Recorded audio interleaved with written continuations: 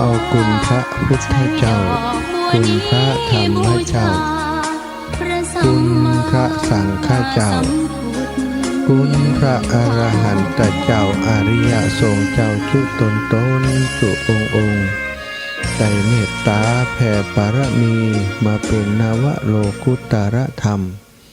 ปกเกล่าเกษาปกห่มรักษาครูบาอาจารย์พระมหาเถระพระเถรานุเถระเปื่อนสหธรรมิกสหพรหมจารีทุกรูปทุกองค์ปกห่มรักษาศรัทธาสาธุชนคนดีเท่าแก่อีป่อยอีแม่ตั้งหลายทุกท่านทุกคนที่ติดตามรับฟังรายการสาระธรรมยามเจ้าตั้งสถานีวิทยุเนือในเครือข่ายคลื่นสีขาวเพื่อชาวประชาซึ่งเป็นเครือข่ายสายบุญที่มี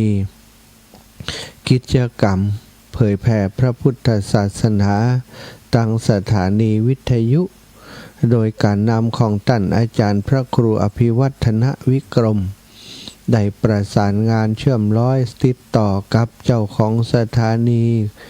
ครูบาอาจารย์ก็ดีและนักธุรกิจทั้งหลายที่มีสถานีวิทยุนะได้หันความสำคัญของการเผยแผ่ตั้งสถานีวิทยุ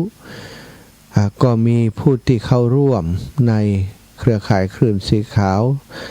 เป็นสถานีวิทยุหลายสถานีด้วยกันในการออกอากาศอย่างตอนเจ้านี้บัดต่ำกว่า20สถานี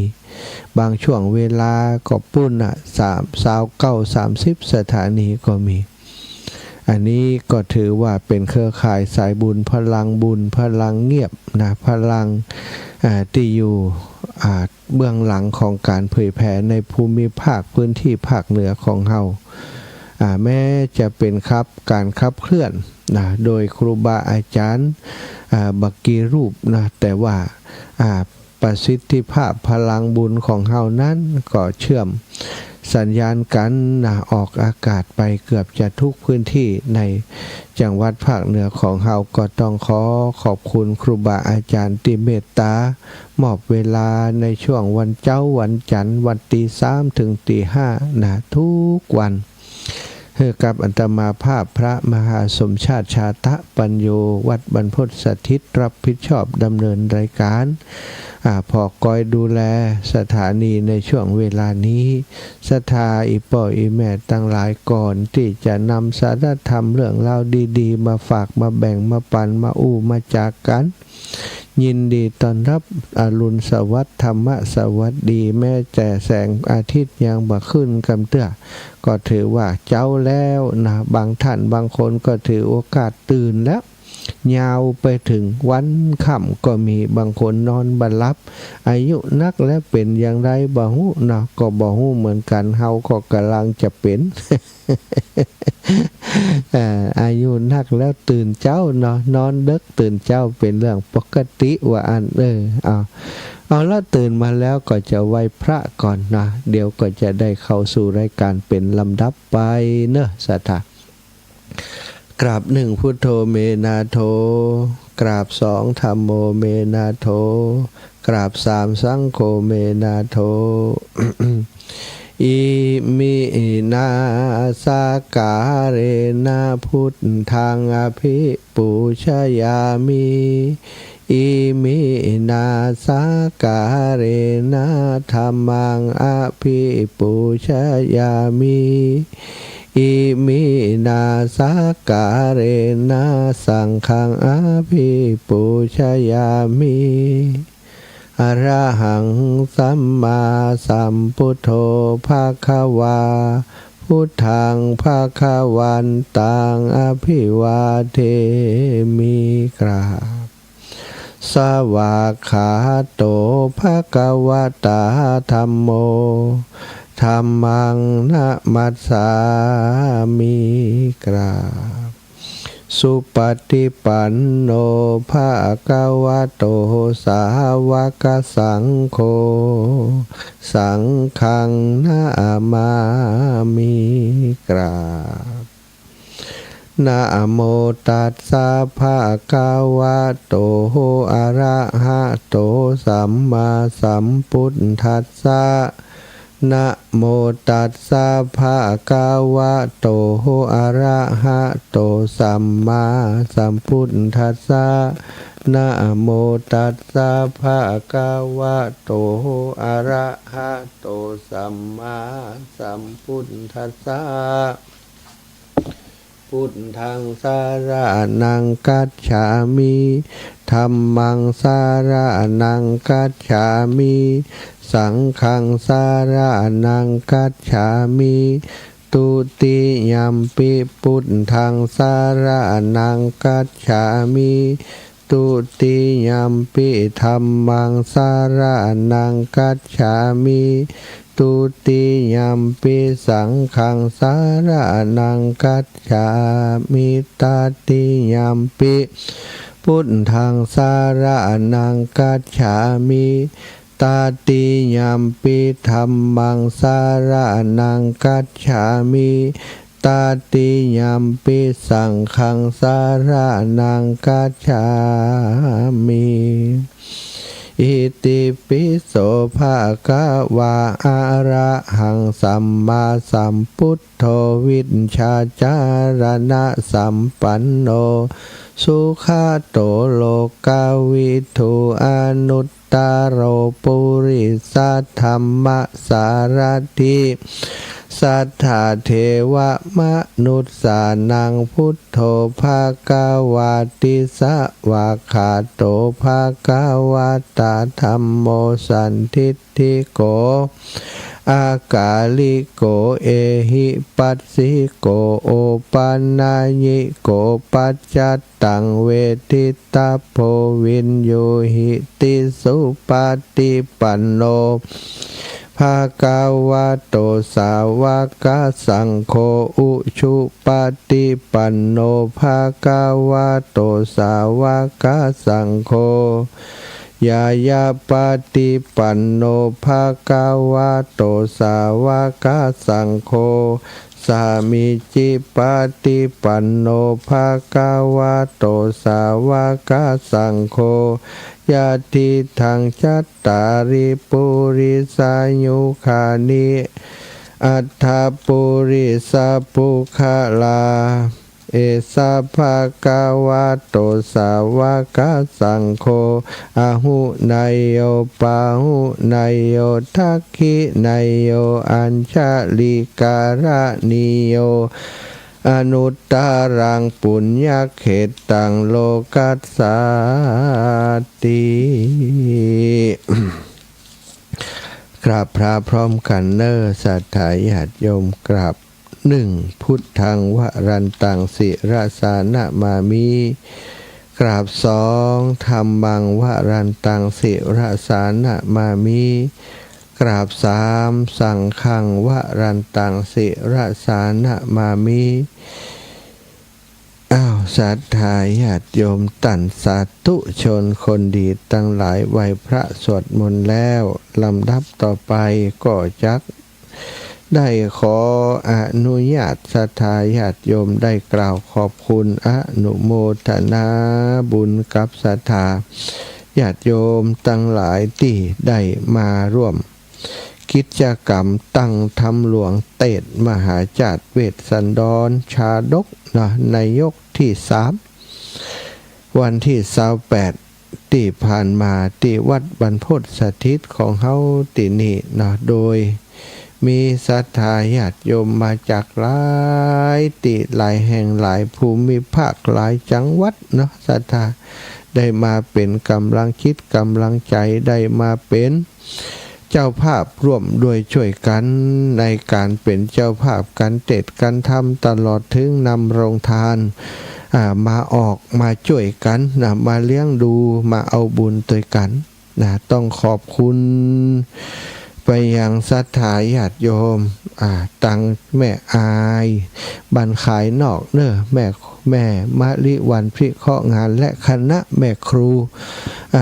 ปีน้องๆต่างบ้านขายนอกทุกคนทุกท่านอาตมาคนนักแต่ว่าเป็นกลางๆจวงปะกันพบกี่คนบ่ได้ถามชื่อถามเสียงกันเนื่องจากคนมันเยอะเนาะในระหว่างที่จัดในระหว่างที่มีกิจกรรมอยู่นั้นโอ้ศรัทธาอีปออีแม่ต่างหลายคนนั้นก็จะมาหาคนนี้ก็จะถวายเรื่องโน้นเรื่องนั้นเรื่องนี้บางก็เลยบอกว่าเอาแต่เดี๋ยวจะไปหาเวลาไปหาแล้ว คนก่อนนักเนาะกะจากันกะได้บางคนเท่านั้นบัดได้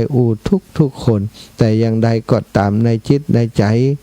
รู้สึกขอบคุณทุกคนทุกคณะที่เป็นมากันอย่างบ้านคายนอกคายในเนาะของแม่อายนี่เป็นตัวแทนทั้งเมืองฝางเนอะศรัทธาหลายท่านหลายคนตั้งเมืองฝางที่เคยมาร่วมบุญร่วมกุศลกันเป็นประจำเปิ้นติดงานสถานงานเข้าสลากหากไม้ของในพื้นที่ของเปิ้นโยมแม่จงดีก็บ่ได้มาสักกรรมก็ติดงานนั่นแหละเนาะเป็นตัวแทนของหลวงพ่อไปหลายงานแล้วก็คุณโยมกนกพิชัยนาพี่น้องบ้านห้วยงูในเข้าสลากพอดีท่านอาจารย์ภายในบ่ได้ตาลเข้าสลักอุทิศไปให้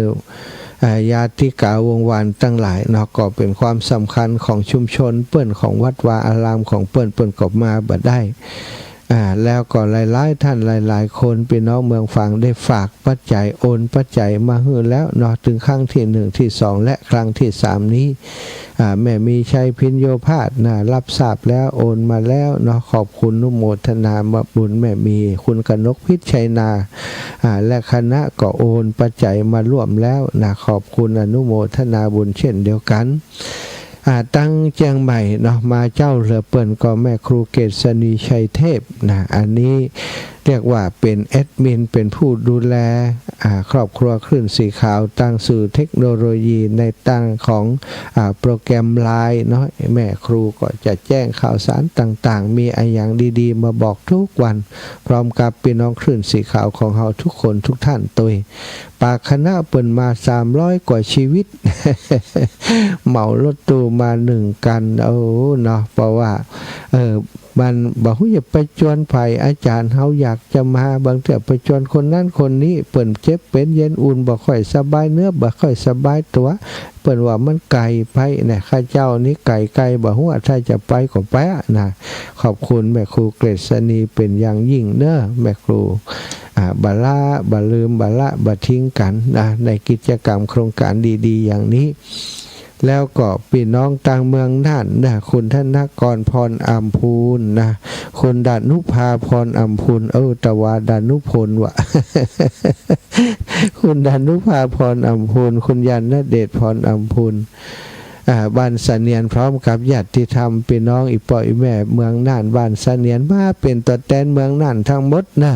พี่น้องเมืองน่านจะไปว่าบ่มีไผมานะนี่มาเหมือนกันเพิ่นกลับตอนใดก็บ่ฮู้สักคำคุณธนกรกับคุณดานุภามันบอกว่าจะเหนือคำขอบคุณคำขอบคุณก็รู้สึกเป็นความรู้สึกที่ดีที่เกิดขึ้นในจิตในใจเปิ่นมาเบิดใจของใกล้อุตสาห์มาศรัทธาญาติโยมแต่ก็มาช่วยกิจกรรมตัว คุณธนกรช่วยอันหามสำหรับช่วยสะพะคนดานุพรธนกรนี่คุณนกรมาช่วยหลายอย่างแล้วก็ได้มาเป็นเกียรติในการจุดเทียนในการประเคนด้วย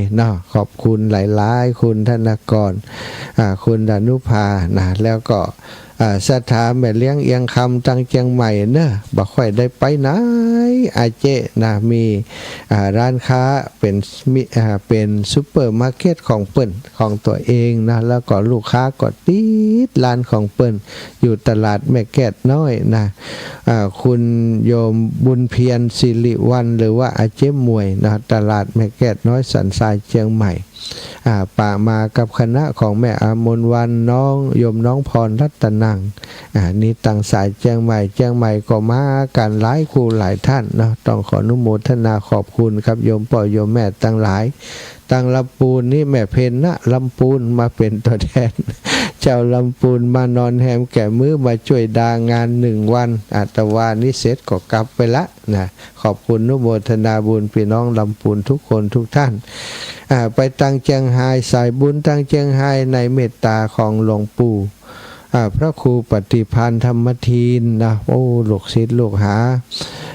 สัตติวิหาริกโยมญาติโยมของหลวงปู่มากัน4-5 กันลดเนอะศรัทธาญาติโยมพร้อมกับของท่านอาจารย์พระมหาสมชาติหรือว่าพระครูปริยัติธรรมาวุฒิวัดหนองยาวก็ได้ปาญาติโยมสานุสิทธิ์มาร่วมกิจกรรมตั้งธรรมหลวงเตศมหาจารย์นี่หลายกันรถตู้พร้อมกับเอาข้าวพัดมาตุยนะเขาแซวกันเล่นว่าข้าวพัดน้ำปู ข้าวพัดใส่น้ำปูนะหลวงปู่ความจริงถามไปถามมาบ่มีว่ากันเล่นเอานี้บ่ได้บางคนก็จะว่าแต่เนาะแก้ไขว่าข้าวพัดน้ำปูเพิ่นแซวกันเล่นครูบาอาจารย์หลวงปู่ก็เอาข้าวพัดเอากับข้าวกับป่ามาล้ายอย่างหลายประการพร้อมกับน้ำดื่มพี่น้องตังแม่สวยก็ฝากหลวงปู่มาเนอะน้องสมพินบนทาสถาญาติโยมตังแม่สวยฝากมาเรียบร้อยหลวงปู่เอาส่งถึงมือเรียบร้อยแล้วขอบคุณอนุโมทนาบุญกับหลวงปู่และคณะศรัทธาญาติโยมท่านอาจารย์มหาเสาแก้วหรือพระครูปริยัติธรรมาวุฒิก็มานะมาถึงตอนค่ำตอนแรงก็เปิ้นน้อยเปิ้นโปรเซสและท่านอาจารย์มาถึงก็บรรลืมกันเหมือนกันมาร่วมให้ร่วมหอมเข้ากองทุนพัฒนากองทุนเผยแผ่พระพุทธศาสนาวัดบรรพตสถิตโดยอนุโมทนาบุญขอบคุณครับท่านอาจารย์มหาเสาแก้วเป็นอย่างสูงแล้วก็พี่น้องต่างลำปางทุกหมู่บ้านทุกตำบลพี่น้องแจ่ห่มก็มาพี่น้องวังเหนือก็มาตัวแทนแจ่ห่มก็มากัน4-5 ตันบันใหม่ผ้าขาวแล้วก็ตังวังเหนือนี่แม่โดหรือว่าแม่ปราณีวัฒนาสวัสดิ์น้องเจ้าขุนก็ได้มาร่วมงานตั้งธรรมหลวงเตศมหาจารย์ที่วัดบรรพตสถิตแล้วก็นำโคมไฟมาฮื้อสถาญาติโยมทั้งหลายได้ปูจาในโอกาสที่จะจุดประทีปโคมไฟในช่วงของเดือนยี่เปงในกิจกรรมเดือนยี่เปงนี้ซึ่งได้เอามาไว้ให้ปูจาที่นี่เพื่อจะสนับสนุนกิจกรรมของผู้พิการชมรมคนพิการอำเภอวังเหนืองามสถาญาติโยมเปิ่นประดับประดาฝีมือดีมากเนอะไผจะไปเป็นอยากจะได้ไปถวายวัดวาอารามใกล้บ้านก็ไปปูจาเอาได้ไปซื้อไปสนับสนุนเปิ่นได้ลูกละ79 บาทสถา79 บาทกับแฮมบาทก็80เนาะแต่ว่านี่หลายคนก็ปูจาเอาไปปูจาเอาไปแล้วเอามาถวายวัดบรรพต บางคนก็ถวายมา100 บาทบัตรทอนนี่ก็ต้องขอบคุณครับศรัทธาทุกคนทุกท่านมีเหลือนี่แหมประมาณ60-70 ลูกศรัทธาก็ประชาสัมพันธ์ไว้ก่อนไผจะมาเป็นเจ้าภาพเอาถวายปูจาพระรัตนตรัยแก้วเจ้า3 ประการในวัดบรรพตสถิตในกิจกรรมยี่เปงนี้จุดประทีปโคมไฟก็เจริญปอนวันหลังก็แจ้งมาได้เนาะอันนี้สำหรับชมรมคนพิการอำเภอวังเหนือขอบคุณแม่โดและคณะเป็นอย่างสูงมาได้ดูแลเทคแคร์ตอนรับดีเนาะเนื่องจากวันหลายอย่าง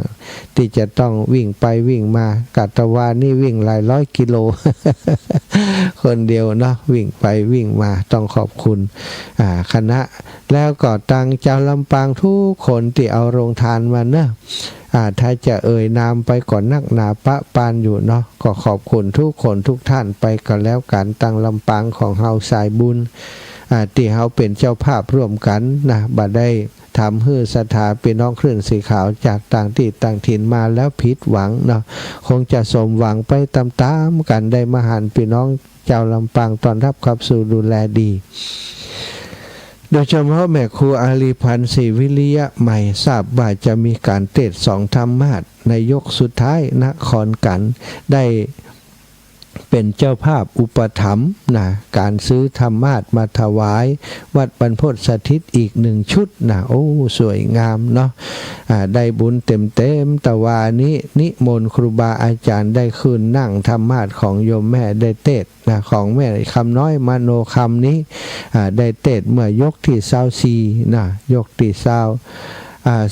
วันที่24นะยกที่2เต็มนะวัตวานี้ของแม่ครูอาลีพันธ์นะครับทับไปอยู่4ผูกสุดท้ายเป็น2ธรรมาสน์ก็ได้ใจ2ธรรมาสน์นะสัทธาต้องขออนุโมทนาบุญตึง2เจ้าภาพเนาะเทศครั้งนี้ได้ธรรมาสน์ไฟใช้ติวัดบรรพตสถิต2 ชุดสัทธาชุดประมาณ 30,000 นะถึงโต๊ะเคียงถึงไอยังต่างๆนั่นชุด 30,000ก็ได้ไว้วัดบรรพตสถิต2 ชุดถือว่าเป็นเนื้อนาบุญเป็นบุญของการตั้งธรรมหลวงครั้งนี้นะอานิสงส์ที่เกิดจากการตั้งธรรมหลวงครั้งนี้นะขอบคุณไปยังทุกคนทุกท่านแม้จะบ่ได้พบปะอุจาทักทายกันแต่ทราบว่าท่านมาแล้วก็ดีใจละเนาะถึงแม่ย่าไลต่างถิ่นนี่นะเปิ่นก็มาถึง 2-3 ครั้งแล้วตะวามากับพี่น้องบ้านแม่ปุ่มหลวงก้มปะเปิ่นเห็นมั้ย เปิ่นจะเอาไปแซวเห็นบ่นะเปิ่นตึ้มพอหน้าเฮาอีนะ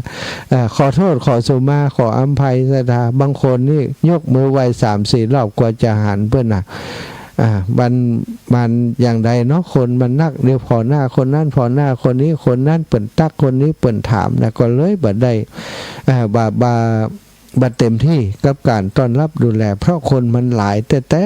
ศรัทธาญาติโยมถ้าอาตมาผิดพลาดดูแล้วศรัทธาว่าโอ้อุตส่าห์ไปเปิ่นตึ้มตักคำถามสักกรรมจะไปกึดอย่างอันเนาะถ้าอีปออีแม่หันการทำงานของอาตมาเตียวไปเตียวมานึกเอ็นดูสงสารจิมเตอะเนาะบัดได้เป็นคนที่ยิงจองหองไอ้หยังบัดได้ว่าเลือกตีรักมักที่ช่างตักแต่คนนั้นตักแต่คนนี้นะบัดใจอันเนื้ออีแม่อีปอตั้งหลายใจนั้นก็อยากจะเข้าไปหามุดโต๊ะเข้าไปหาเก้าอี้เข้าไปหากูโคนแต่ว่าคนมันแน่นเนาะอีแม่อีปอก็คงจะหันสภาพอะเนาะโต๊ะแถวเก้าอี้จัดไว้ให้จัดดีเพิ่นก็คดไปตามกันพ่องคดหน้าคดหลังพ่องมันบ่มีช่องที่จะเดินต้องขอสุมาอภัยทุกอย่างทุกประการหากเป็นความผิดพลาดการต้อนรับดูแลอาหารการกินน้ำดื่มต่างๆบัดทั่วบัดถึงถ้ามันมีขึ้นนะได้เกิดปัญหาขึ้นที่ศรัทธาญาติโยมได้พบได้หันห้องน้ำห้องท่าก็ดีทุกอย่างทุกประการอาตมาภาพขอรับผิดชอบและก็ขอสุมาอภัยแล้วก็ขอโอกาสนะศรัทธาญาติโยมได้ให้อภัยจิมอย่าให้ได้เป็นโทษเป็นเวรต่อกันศรัทธาจะได้บุญไปเต็มนะแต่ว่านี้ก็มีเป็นเปตพีพจน์ไปแล้วแต่ยังก็มี หมู่ที่มาขอส่วนบุญมาเอาส่วนบุญนะโยมเปิดรายงานว่าโอ้หมู่ที่มาลักเอาของลงทานไปนักหนาอาจารย์ไล่ต้วยเขาบัตันเอารถมาคนออกไปคนอย่างอีกก็ยังมีอยู่ทุกติทุกหนทุกแห่งแต่ศรัทธาญาติโยมดูแลบัดทั่วถึงแต่ก็มีคนช่วยพอหันอยู่บางส่วนเนาะก็บอกเป็นยังนะก็ถือว่าเป็นมาขอส่วนบุญแต่ว่ามันขอไปขายนี่มันก็เจ็บหัวใจน้อยๆนะ คนเป็นบางเทื่อบางทีเขาต้องการเลี้ยงคนเฒ่าคนแก่ครูบาอาจารย์คือเต็มที่เนี่ยมันบัดเต็มที่ก็เพราะคนที่เขามาแย่งไปอย่างเนี้ยเนาะสถาเป็นเรียกว่าเปิ้นมาสร้างกรรมของเปิ้นเนาะเปิ้นมาสร้างกรรมอันเป็นกรรมที่บดีมาลักมาเอาไปถ้ามาฟังเปิ้นนี่เฮาว่าอย่างเอารถมาใส่เอามารถมาต่างไปนี่ก็เป็นสิ่งที่บ่ควรอย่างยิ่งแต่จังมันเนาะถือว่าเขาเอาไปคนอื่นได้กินอย่างใดเนาะเขาได้ตังอย่างใดก็ไปเลี้ยงอาตมาเลี้ยงอัตภาพเขาวันหน้าก็ไปชดใช้กรรมเอาเองของไผของมันไป แล้วก็ที่ลืมบัดใดเนื้อศรัทธาอาตมาภาพได้รับเมตตาจากครูบาอาจารย์เป็นต้นว่าพระครูอภิวัฒนวิกรมนะตุลุงแดงพระครูชลทานพิทักษ์พระครูโสพลพัฒนวิกรมเจ้าคณะรองเจ้าคณะอำเภอเมืองปานท่านอาจารย์หลวงปู่พระครูปฏิพันธ์ธรรมทินแล้วก็สัตธิวิหาริกนะครูบาอาจารย์ตุปีบุญตุปีอ้อยนะแล้วก็ท่านอาจารย์พระครูปริยัติธรรมาวุฒิพระอาจารย์มหาเสาแก้วครูบาอาจารย์พระมหานฤดลท่านเสวตพระอธิการเสวตปัญญาวชิโรท่านอาจารย์ดนุพลมุนิวังโสครูบาอาจารย์ท่านอาจารย์ไอ้ลูกบ่าวตุลูกได้มาร่วมกิจกรรมอีกหลายรูปหลายองค์ตลอดถึงลูกเนนลูกพระลูกเนนจากท่านอาจารย์พระครูปริยัตินิรันดร์ผอ.ผู้จัดการผอ.โรงเรียนก็ขาปริยัติพร้อมกับลูกเนนอีก2รูป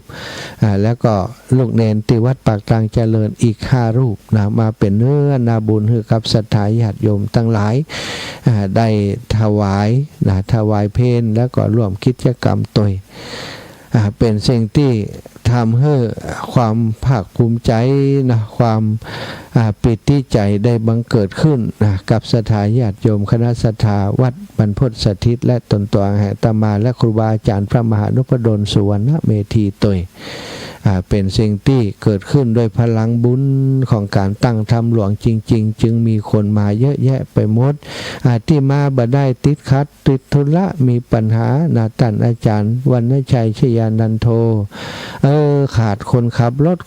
รถมาบ่ได้เปิ้นติดการงานของเปิ้นท่านอาจารย์ลงดอยบ่ได้ก็เลยบ่ได้มาโดยเปิ้นท่านอาจารย์พระครูกัลยาณประโมทพระครูสถิตสารคุณครูบาอาจารย์ตั้งเชียงใหม่ติดงานศพมีงานศพที่วัดบางพ่องก็มีเข้าสลากที่วัดเป็นอย่างเนาะเป็นสิ่งที่มันเป็นภารกิจของภัยของมันมาหากันบ่ได้มันบ่จับเวลาว่างก็กราบในเมตตาครูบาอาจารย์ทุกรูปทุกองค์ที่เป็นกำลังใจอยู่ตั้งบ้านตั้งจองติดภาระธุระมาบ่ได้ก็เป็นอย่างถือว่าเป็นกำลังใจกันอยู่ตั้งบ้านก็ภาคภูมิใจแล้วเนาะทุกรูปทุกองค์ศรัทธาญาติโยมวันนี้อันใดบัดทั่วบัดถึงก็สู่มาอาภัยแต่ว่านี้หลายคนหลายท่านที่เป็นเจ้าภาพแต่ว่าบางคนก็มาบางคนก็บ่มาก็อาตมาก็บางเถื่อบางทีเอกสารมันบ่อยู่ในมือศรัทธาทำภาระหลายอย่างก็เลยบ่ได้เรียนเชิญเจ้าภาพเปิ้นมาถวายตามที่เปิ้นถวายปัจจัยเป็นเจ้าภาพมาแต่ว่าปัจจัยของเจ้าภาพทุกคณะอาตมาตลอดถึงศรัทธาญาติโยมที่สมทบให้เฮามาอาตมาได้รวมถวายตนเตศแสดงธรรมทุกตนทุกองค์เรียบร้อยแล้วตน1 สังก็ถวายไปตามที่ได้แจ้งบอกกับศรัทธาญาติโยมไปถวายครูบาอาจารย์ถึงการน้ำหมกน้ำมันก็พอครูบาอาจารย์พอจะได้นำไปใช้ประโยชน์ศรัทธาได้ขอบคุณคุณโยมรัตสุคนแสนยศปีกุลพร้อมครอบครัวได้ร่วมบุญมาและขอบคุณพ่อครูอนันต์1,500 บาทพ่อครูอนันต์แม่คำเหมือนอินทิยศพร้อมกับครอบครัวลูกหลานภาสกลนางอมรินทร์วัจสุนทรนางสาววรเกตใจนันตาบันหัวทุ่งทางชัด1,500 บาทแล้วก็แม่บุญเพียรศิริพันธ์เจ๊มวยก็ร่วมบุญกันเทศมาแหม 1,000 บาทเจ้าภาพกันเทศมหาชาตินายวรวิทย์เนตรจัดนางสาวเลยชุดาเนตรจัดอันนี้เป็นอุทิศบุญให้เทวบุตรเทวดาหลายอย่างไปถึงแม่พระคงคาปุ่นขอบคุณคุณวรวิทย์และครอบครัวแม่จันแก้วมหาวันเกิดวันศุกร์ที่28 กันยาบ่ฮู้อีแม่มาก่อนแต่ว่านี่2499อีแม่เป็นเจ้าภาพปีวอกกันมัดซีเหมือนกันสาธุขอบคุณอีแม่ศรัทธาแม่สมศรียานทวี นายทีละเกียรติยานทวีสันสายห้างชัดกอบประกันเทศปีนูทีละพันเนตรรัศมีโสพิชดาเนตรรัศมีพร้อมครอบครัวก็เป็นเจ้าภาพกันเทศนะแล้วก็มีโยมน้องกนกพรนะกนกพรพร้อมกับครอบครัวก็เป็นเจ้าภาพกันเทศมานะซิมสกุลเป็นเจ้าภาพกันเทศมาชัชวรรณซิมสกุลกนกพรสายเขียววัชระนางสาวภูมิวารีชัยจินดาจำนวน 1,500 บาทนี่ก็กันมัดซีเหมือนกันเนอะสาธุอนุโมทนาบุญแม่ครูอารีปันศรีวิริยะไมยได้ถวายธรรมาส1 ชุดอุทิศไปให้แก่ปิตุประพันธ์จิตตธรรมโมหรือประพันธ์วังงามและอุทิศส่วนกุศลแด่ป่อบุญยังนายนพดลศรีวิริยะไมยสาธุอนุโมทนาบุญครับอีแม่ได้ถวายปัจจัยมาเป็นเจ้าภาพกันเทศกันธรรมโดยถวายครูบาอาจารย์ท่านอาจารย์พระมหาตวยและตนตัวอาตมาตวยเป็นการใช้จ่ายส่วนตัวก็มีสาธุอนุโมทนาบุญคุณธนกรพรอัมพูนและคุณดานุภาพรอัมพูนคุณยานเดชพรอัมพูนบ้านเสนียนจังหวัดน่านพร้อมกับคณะได้ถวายปัจจัยร่วมบุญกันเทศโดยสถาบันคายนอกนำโดยแม่มาลิวันพริเคราะห์งานก็ได้มาร่วมกันแม่พินสีทิพย์ได้มากับคณะของบ้านสะเนียนแม่สมพิษแก้วคงพี่น้องจากเมืองน่านก็ขอบคุณเนอะแล้วก็แม่จันมันอิ่มเอิบนี่พี่น้องบ้านใหม่เหล่ายาวแม่สมพรบ้านใหม่เหล่ายาวแม่เฉลียวมีฉลาดใหม่เหล่ายาวนี่มากันโต้ตังแจห่มเนาะ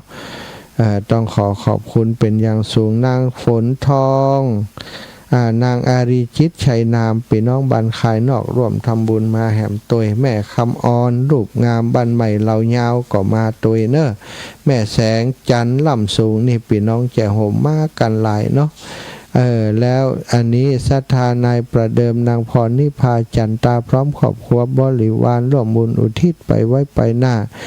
เมียแกงคำมาเหลงนายซักสยามซักสามหรือว่าซักสยามท่านันทิยะแม่ครูสุวารีขันแข็ง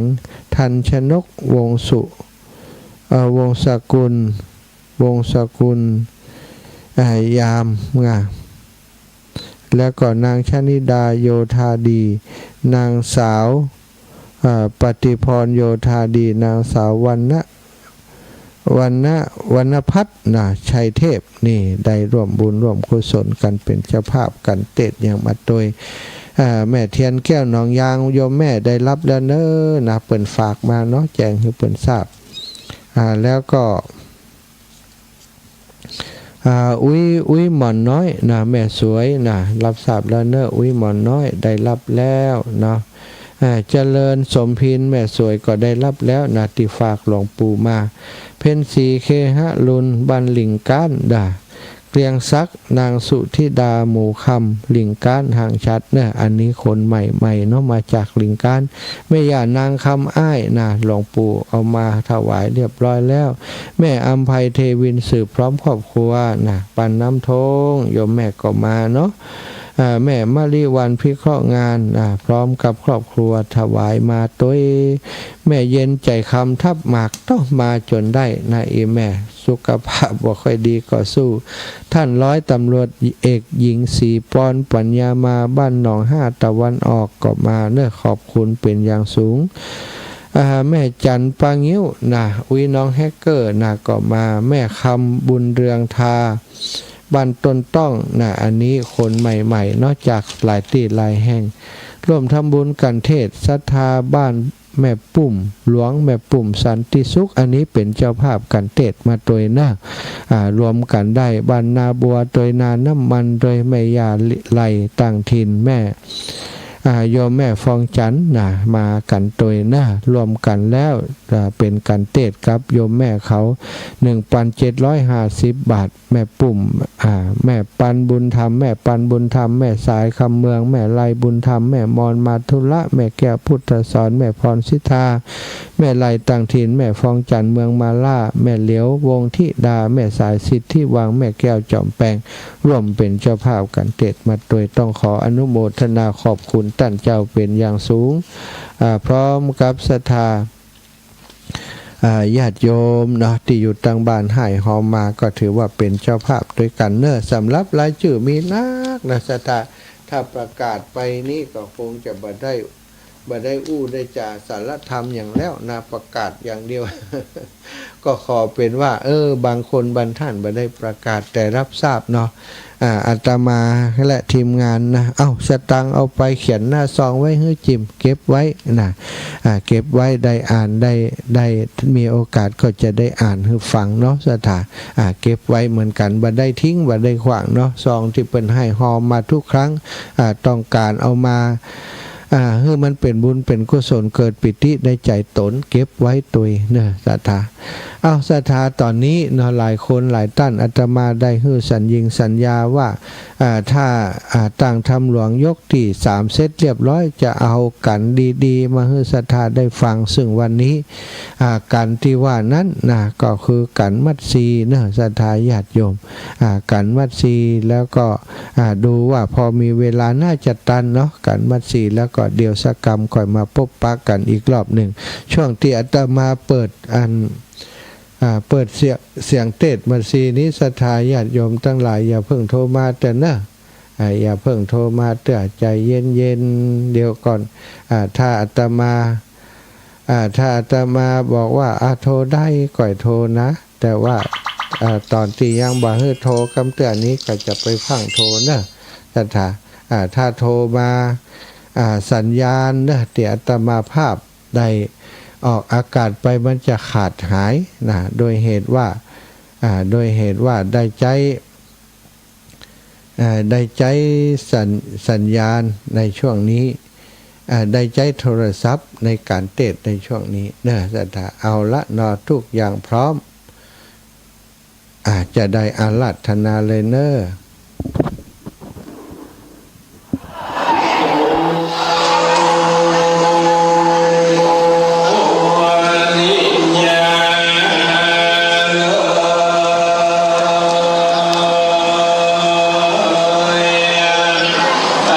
subscribe cho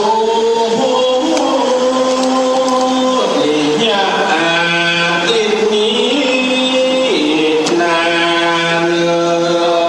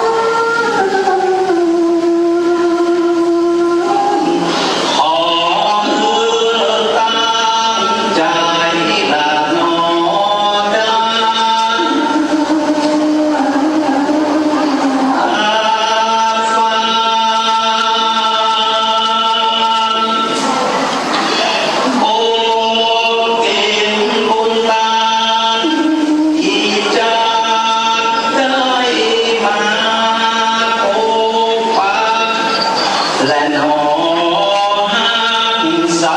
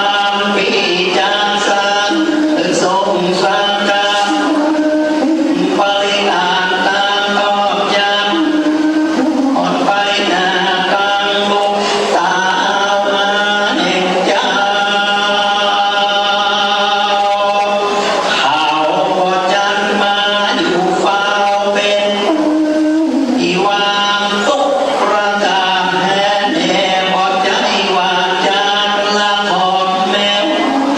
เธอปราบมองดาวที่จัดแหล่งคนตั้งหลายแปลงอาสาสงามจะหาจังแปลงที่เทีย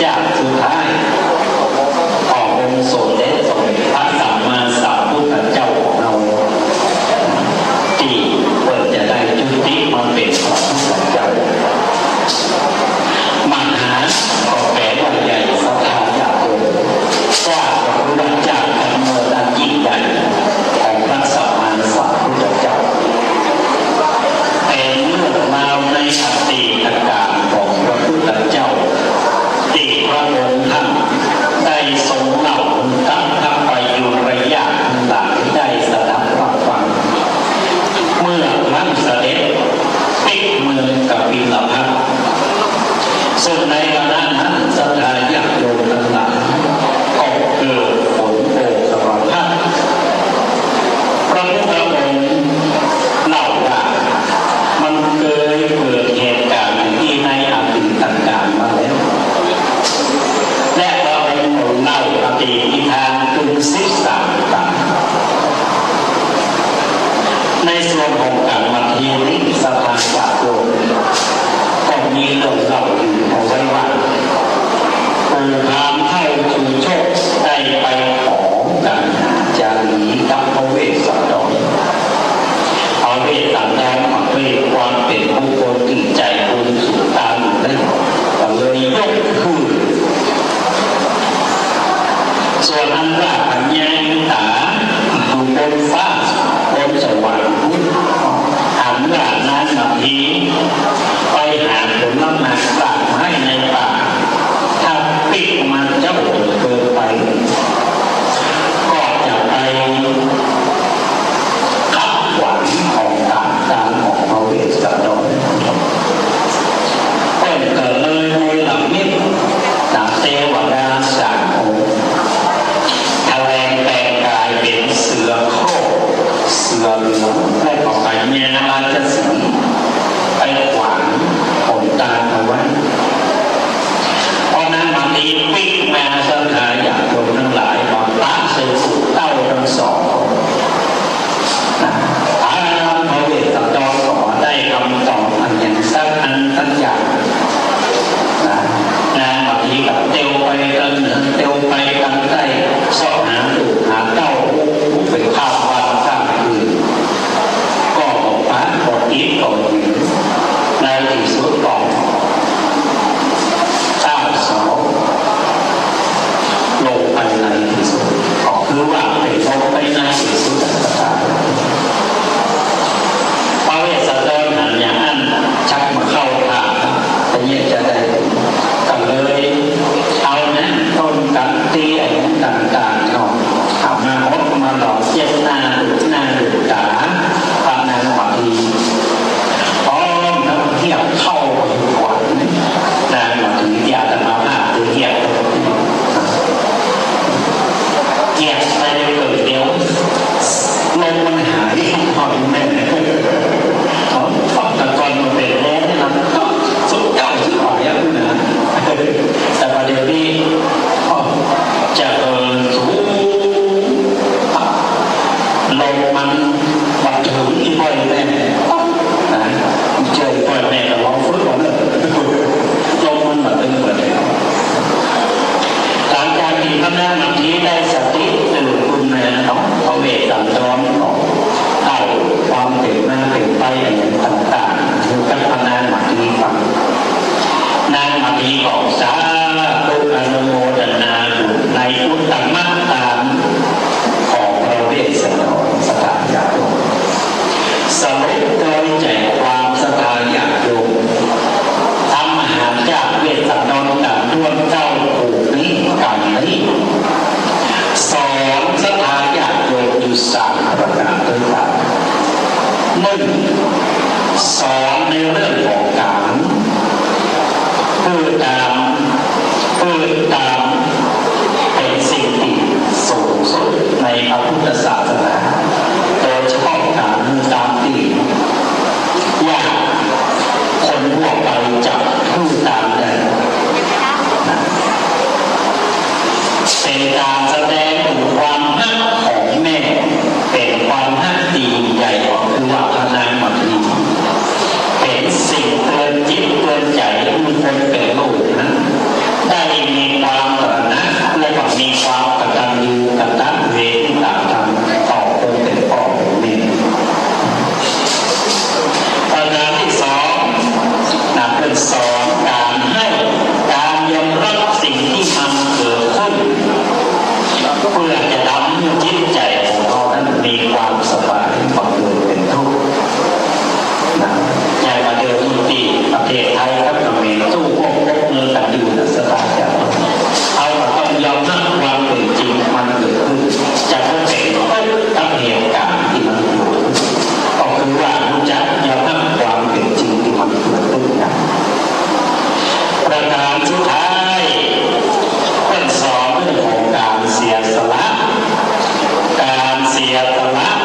ำสุขส่วนตน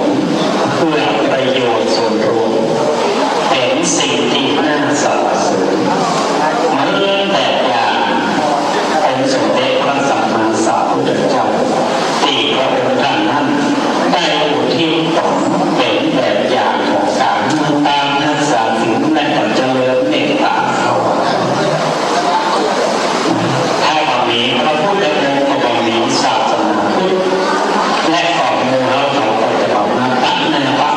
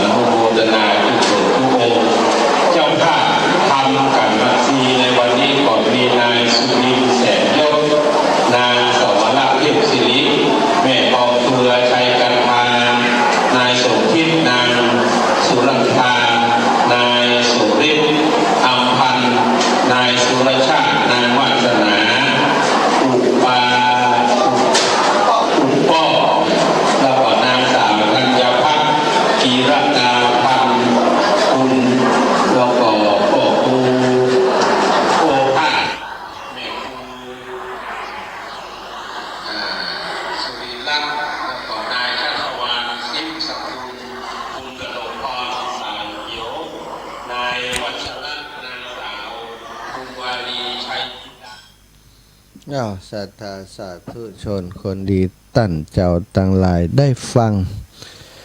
กันมัสีเนาะจบลงไปโดยท่านอาจารย์พระมหาสมชาตินันทธรรมิโกต้าเนาะเสียงสุดยอดบักกล้วยเตดมะละกอ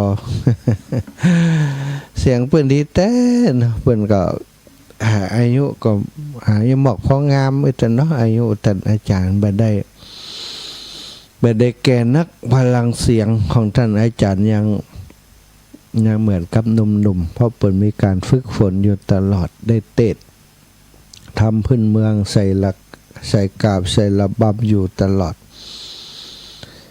นับว่าเป็นบุญของศรัทธาญาติโยมพี่น้องคลื่นสีขาวของเฮาทุกพื้นที่ทุกภูมิภาคที่ได้ครูบาอาจารย์ตนที่เป็นนักเตดตัวจริงเสียงจริงแท้ๆเปิ่นมาเตดเตดมาสีกันนี้เป็นกันเอกเนาะเป็นกันที่ถือว่าถ้าในบรรดาธรรมหลวงมหาจาตุเวสสันดรชาดกเป็นก็ถือว่ากันนี้เป็นกันเอกมันต้องใส่กาบใส่ระบำแล้วก็ในตึงการเดินธรรมต่างๆเนาะเป็นโวหารเป็นกรรมที่มันมีคำคล้องจองกันแล้วก็มีจังหวะที่จะใส่ลูกเล่นได้เยอะ ความจริงกันอื่นๆก็สำคัญเหมือนกันนะสถาแต่ว่ากันมัดซีนี่เนาะถือว่าตัวเดินเรื่องตัวนางเอกผู้เดินเรื่องที่คนสงสารถ้าอูดถึงเรื่องพระเวสสันดรแล้วคนที่น่าสงสารก็คือนางมัดซีผู้เป็นสีภรรยาจะต้องทำทุกอย่างตามใจพระสวามีเนาะได้รับความลำบากเป็นกุมารชาติคนที่มีความละเอียดอ่อนอยู่ในหัวในวังตลอดถึงเวลาจะพลัดจะปลูสามีถูกเนรเทศออกจากวังก็ต้องออกมาตัวสถาพระเวสสันดรบังฮื้อมาก็ได้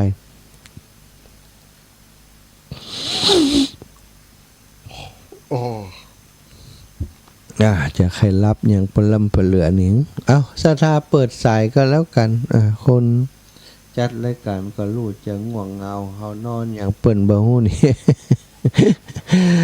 ขอบคุณกับศรัทธาญาติโยมอีกครั้งหนึ่งอีกรอบหนึ่งที่เดินทางมาร่วมบุญร่วมกุศลกันนักกันหลายในวันที่ผ่านมาในนามของผู้จัดงานในงานของคนที่ขับเคลื่อนเป็นเบื้องหลังการทำงานของครูบาอาจารย์เป็นฟันเฟืองเป็นตัวจักคนหนึ่งในการจัดตั้งธรรมหลวงเตดมหาจาตุเวสสันดรชาดกในครั้งนี้ขอกลับในเมตตาครูบาอาจารย์ที่มาร่วมงานกันทุกรูปทุกองค์ที่ได้มาส่งกำลังใจมาก็ต่อขอบคุณเหมือนกันและศรัทธาญาติโยมท่านสาธุชนทุกคนทุกท่านนำโรงทานมาร่วมบุญมาร่วมถวายปัจจัยสนับสนุนกิจกรรมในคราวครั้งนี้เดินทางมาจากกันหลายที่หลายแห่งมีค่าใช้จ่ายสูงอยู่เหมือนกันในการเดินทางแต่ศรัทธาญาติโยมทั้งหลายบ่ได้ใส่ใจเกี่ยวกับเรื่องค่าใช้จ่ายต่างๆขออย่างเดียวขอให้ได้มาได้ฟังธรรมมหาจาตุเวสสันดรชาดกยกที่3ตั้งแต่กันที่9ถึงกันที่13แล้วก็ได้แสดงออกถึงความมีน้ำจิตน้ำใจที่จะสนับสนุนกิจกรรมของครูบาอาจารย์คลื่นสีขาวของเฮาจึงได้พากันเดินทางมานับว่าเป็นบุญอย่างยิ่งใหญ่ของหมู่เฮาทั้งหลายที่ได้ทำร่วมกันจบลงไปอันบริมวลบริบูรณ์สมบูรณ์แบบแล้วเต็มที่ของคนทำงานแล้วก็เต็มที่ที่ศรัทธาได้มาแต่ว่านี้ฟ้าฝนก็เปิดให้ศรัทธาญาติโยมได้มีโอกาสได้มีโอกาสทำบุญกันอย่างเต็มที่เต็มอิ่ม เอาศรัทธาญาติโยมเปิดสายนะรับสายศรัทธาที่จะโทรเข้ามาก่อนแล้วกัน0808844173 โยมป่อโยมแม่โยมพี่โยมน้องฟังอยู่ที่ไหนฟังอยู่ตั้งใดแสดงความคิดเห็นกันได้นะคนติมาก็ดีบ่มาก็ดีนะสามารถโทรมาอู้กันได้ทุกคนทุกท่านเนอะ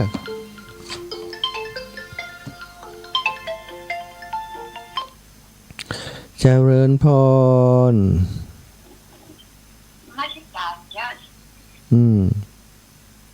แต่ว่าฟังบนถ่ายถอดเนาะเจ้าได้ฟังฟังม่วนก็ดีแล้วฟังว่าจะลงมาแบบจะฟังถึงหูสุดท้ายเนาะดีเนอะลำบากอยู่ขอบคุณยายพรเนอะขออนุโมทนาเลยเนอะจตุเจ้าสายต่อไปแม่คำนวณบ้านดินดำน้ำดีเจริญพรเจ้ามหากันชกรรมโลไปตึ้งใดให้ตึ้ง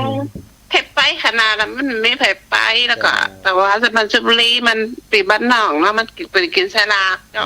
หมวนกินสลากกันดีละเนาะได้ไปหันก็ได้ไปหันดีแล้วได้แต่หมวนกันฟังที่ฟังอย่างอีเนาะไว้จะหมวนขนาดนะเจ้าคนนักหาตัวนะเจ้าขอกล่าวอนุโมทนาสาธุตัวเนอเจ้า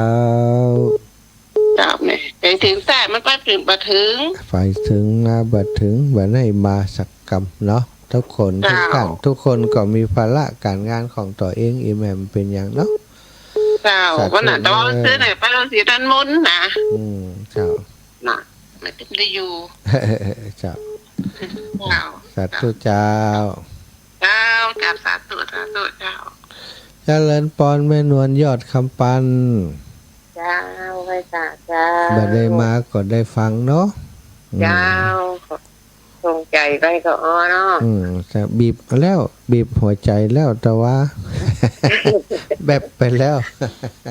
คนจัดก็ใครรับคนฟังก็ม่วนได้จะใครรับอย่างโหลำละอิดแต่มันจดโลไปจดโลมาอย่างฝีบ้านวันอิดหลายวันแล้วเนาะเจ้าแม่ตึงดาตึงงานเนาะจ้าแม่ขออนุโมทนาด้วยเนอะสาธุเจ้าแม่จ้าเจริญพรพี่น้องบ้านนาบ่เขียวเจ้าไว้ตัดเจ้าแม่ก็ฟังอยู่เนี่ยฟังอยู่เนี่ยนี่เอามาให้พี่น้องเมืองน่านฟังนะคนที่ได้มานั่นนะมันน่ะจะม่วนเห็นเนาะม่วนกะเมืองน่ะใจได้อยู่พุ่นน่ะอยู่ทันใดหมู่หันแต่ว่าเสาะหาแน่นหนาน่ะบ่ปะหมู่หันนะส่งใจไปนะส่งใจขี้จุเลยกะขอบคุณนี่แม่เนาะอนุโมทนาบุญที่ร่วมบุญด้วยกันมาเด้อเจ้าปัจจัยทุกอย่างทุกประการเอาไปสมทบห่วมกันว่าละเปิ่นถ่ายหอมมาตั้งการโอนตั้งบัญชีธนาคารเนาะแล้วก็ตั้งที่เปิ่นหอมตรงนี้เอามารวมกันเอาถวายเป็นกันเทศกันทำกันเด้อเจ้าสาธุนะแม่นะเจ้าไว้ตัดเจ้าบุญรักษาพี่น้องนาเหลียงพี่น้องบันห้วยม่วงอีกครั้งบันอีแม่นะแต่ว่าตำบลนาเหลียงอำเภอเวียงสาจังหวัดน่านเนาะนี่ก็ทุกงานมีกินมีต้านอย่างเนี่ยออกไปประกาศออกไปเพิ่นก็ให้หอมมาแล้วร่วมกับพี่น้องทุกคนทุกท่านเนอะที่เฮาได้ร่วมกันนะสำหรับการเทศนั้นบางกันก็จะมีไผจองนะซะได้เปิ้นจะกันบางกันเนี่ยได้เป็นออกใจจองกันมานะกันว่าซีนี่หลายน้อยนะก็เฉลี่ย แบ่งปันไปกับกันอื่นๆแล้วก็กันอื่นๆที่บ่มีภัยจองเนาะเขาก็เอาส่วนที่ศรัทธาญาติโยมเปิ่นปักตนปักยังห้อมกันมาในกันนั้นๆมาแชร์กันมาปั่นกันมาแบ่งกันนะได้ถวายครูบาอาจารย์ตนที่มาเทศน์เป็นการปูชาเสียงเป็นการน้ำหมกน้ำมันการเดินทางของครูบาอาจารย์ตยหลายคนก็ว่าเทศฟรีบ่ได้การน่าศรัทธาแล้วก็เวลาเติมน้ำมันก็เติมฟรีก็บ่ได้สักปีเขาก็บ่เอาเนี่ยปั๊มน้ำมันต้องจ่ายเต็มเนาะการเดินทางของพระสงฆ์องค์สังฆเจ้ายุคสมัยนี้ปัจจุบันนี้เขาก็จะเตียวถ้าเตียวมานี่ใช้เวลาเป็นเดือนพุ่นน่ะเนี่ยแต่ถ้าไปรถไปลากรรมเดียววันเดียวชั่วโมงเดียวก็ถึงไปถึงก็ได้มาเทศน์มาแสดงธรรมเนาะพี่น้องเจ้าลำปางหลวงเจ้าลำปางรับอุตุอยู่กะเสียงไปถึงก็ลำปางหรือว่าโยมแอบนะตื่นมาได้นะพี่น้องลำปางพี่น้องเชียงใหม่อันนี้ติโทรมานี่ก็หาบ่ได้มานะนี่นะแต่ว่าอันที่มาลูกมีไผ่พ่องโทรมานะได้ร่วมกิจกรรมด้วยกันได้ร่วมเป็นเจ้าภาพได้ร่วมดูแลการงานด้วยกันนี่ได้มาหันคู่หันคนมานักมาหลายกอหรือว่าอันอีแม่มากำเดียวอันเนาะนะบ่ได้อยู่เมินสักคำนี่นะปะกันกำปะโทรมามาจากกันได้นะยังมีเวลาอยู่นี่ปกติสายจะแน่นสงสัยว่าสายจะขาดหายไปหลายติหลายแห่งเนาะที่สายเสียงสัญญาณไปบัดถึงนี่ที่ลำปางนะปกติจะมีคนที่เปิ้นโทรมาให้กำลังใจก็มีเยอะอยู่แต่วันนี้ดูเหมือนว่าสถานีตังลำปางน่าจะเงียบไปบาหันสายสักลำปางมาสักสายเนี่ยฟังดูก่อนเนาะลองพอสักคำลูกมันลังเงียบไปได้กะฮะลำปางเงียบไปก่อน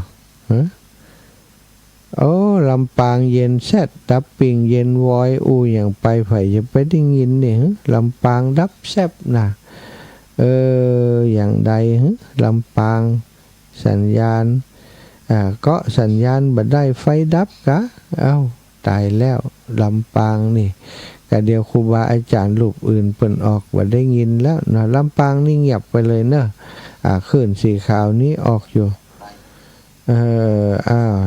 ลำปางมาสักสายเนี่ยถ้าก็ผิดปกตินะผิดปกติแม่บุญเกียรติแม่กงแม่บุญเกียรติได้ยินตั้งใดลำปางออกกะฟังอยู่นะเจ้าได้ยินอยู่เจ้าเหรอแล้วก็ในไลน์ในอันลิงก์นี่มันมีหรอในวิทยุมีเนาะเจ้าแต่ว่าได้มาก็ไม่ได้มาไหน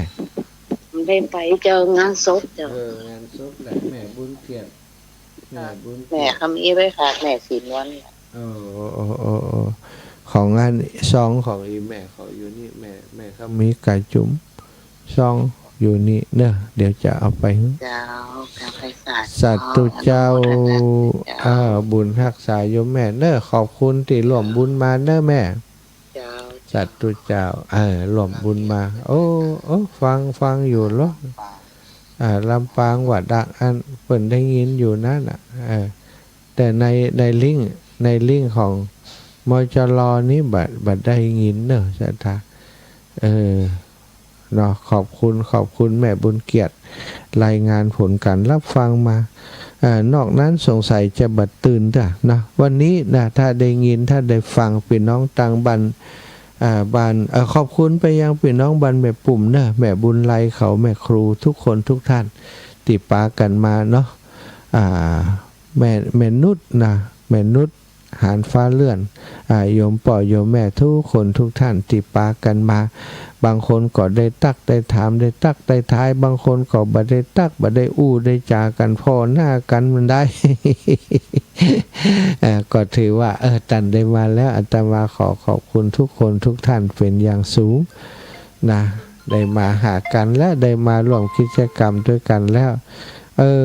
แม่มณีสมบูรณ์ทุกคนนี่ต่างพี่น้องต่างบ้านห้วยฮีบ้านสีดอนใจเจริญปอน สาธุเจ้า จะว่ามาก่อ ไป ไปกำกับ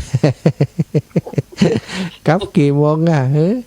แล้วเลยกะ ก็แล้วเลยแก เอาสุดยอดอีกานี่เอาแต่เอาว่าโลเอาบุญหับไว้ฮือบางบ้านก็เจ้า เอาไปให้แก เจ้า อ อี นุ แม่ โมทนาบุญด้วยเนอะ เจ้าแม่ยามอนเป็นไหม แม่หันดีมันฝังอยู่กะม้วนเอ็ด หลานหันคนนักคนหลายเนาะ เจ้าแม่นึกว่าน้ำท่วมฝนตกน้ำท่วมเขาเก็บเขาป่วยไม่ว่าทำมีคนนี่กะ เฮาก็กึดในใจเหมือนกันนะ กันนั่นน่ะ กะง่อมใจอยู่เหมือนกันเนี่ยโอ้เปิ้นกับป้าฝนเปิ้นก็ยังว่าดีแต่หวายเนาะแม่เนาะแต่ว่านี่บัดลงใส่สักเม็ดน่ะ หน้าบุญ หน้าบุญน่ะหน้าบุญคนตะเฮาก็กึดวันก่อนเนี่ยมันตึ้มหลอด ว่าเล่นนั่นเทวบุตรเทวดาอินดูกันกะ ลำ จั ปา ด งกับน้ำท่วมนั่นน่ะ ลำปางกับน้ำท่วมมันจังไหมกับน้ำท่วมเลยแม่ว่าหลวงปู่ด้อยจำว่าให้ใจอ่อน นั่นน่ะ ได้ไปหมู่จะได้หมู่เริ่มได้ไปพากโทรศัพท์ไปอีกหลวงปู่ว่าแม่ก็สนใจอ่อนเนี่ย ใจอ่อนแม่เนาะแต่ว่านักกะหลายถ้าหมู่บ้านเฮาก็นักอีแม่กะลำปางเนี่ยโอ้ทุกแสลงแง่แง่ม สถานีลำปางมันได้ยินเนอะ วันนี้นะ เจ้าแม่พังวัดไข่หินเลยน่ะ อ๋อเหรอแล้วตะกี้แม่บุญเกียรติก่อนถ้าพอด เปิ้น เห็น เปิ้นนึกว่านั่นก็มันใกล้กันหั่น อ๋อ อันนี้มันใกล้กันเจ้า สถานีวัดไฟหินก็ถึงไกลตะ เจ้า สุดยอดลำปางละอ่อนทำตื่นแต่เดี๋ยวจะโทรบอกขอกำกันเดี๋ยวเกาะสัญ แม่ก็ ญา ว่าท่านทำตื่นนี่ก็แม่เปิดนะ ตื่นเฮาตื่น ก็เลยเรียนมาไผหินแม่จะทำลำปางได้ยินแม่จะพังไผหินน่ะ โอ้เป็นอัน มันใกล้กันแม่บุญเกียรติทยาอันพังมันก็ไผหินก็ โอ้เจ้าแม่เจ้า เอาบุญรักษาขอบคุณนี่แม่เนอะสาธุเดี๋ยวจะลักไปบิณฑบาตสวรรค์ก่อนขึ้นเตงหามอนเจ้า แม่บัดจะได้เอาอันนั้นเนี่ยก็ หยัง เนี่ยก็อันพระปานะแม่จะได้เอาเงินเตียนะเขาว่ามาอัน ครับ เดี๋ยวก็เหมือนไว้วินบาทเอาเขา ได้ ใจสาธุเจ้าแม่ เจ้าสาธุจ้า เจริญป้อนถึงกี่โมงคุณธนกร ผมถึง5 โมงจะ6 โมงครับผมตามนมัสการครับผม ได้เจอหลวงปู่ได้เจอครูบาอาจารย์เนาะ ครับผมได้เจอหมดครับ โอ้ ผม ดีใจขอบคุณมากนะเมื่อวานนี้มาให้ใช้งานไม่รู้ปวดเมื่อยหรือเปล่านะ ก็ไม่เป็นไรไม่ปวดเลยครับ ไม่ได้ล่ำได้ลาแล้วอาจารย์เห็นกำลังวุ่นอยู่ก็เลย ใช่ไม่เป็นไรหรอกเข้าใจกันเนาะเข้าใจกัน คุณยายก็จะกลับก็เลยก็กลับครับผม ไม่งั้นถึงค่ำถึงมืดลำบากเดินทางไกล ครับผมเอากล้วยฉาบขนมกล้วยอะไรไปแจกหมดเดินแจกเลยผมจุดเลยครับผมก็ไปวางไว้ลงทาน อร่อยมาก แป๊บ เลย เดียวหมด อร่อยมาก ครับ สาธุนะขอบคุณมากที่มาเติมเต็มให้กันและกันสาธุถือว่าได้มาเติมเต็มซึ่งกันและกันเนาะศรัทธาญาติโยมเอาละศรัทธาญาติโยมเวลาหมดเวลาขอได้นำรายการจากลาศรัทธาไปด้วยเวลาเพียงเท่านี้ขอความสุขความสัสดีจงมีแก่ศรัทธาญาติโยมทุกคนทุกท่านเนอะจัตตารโอธรรมาวทันติอายุวันโนสุขังพลังจบข่าวพอดีหมดเวลาเคียงบ้อยพอดี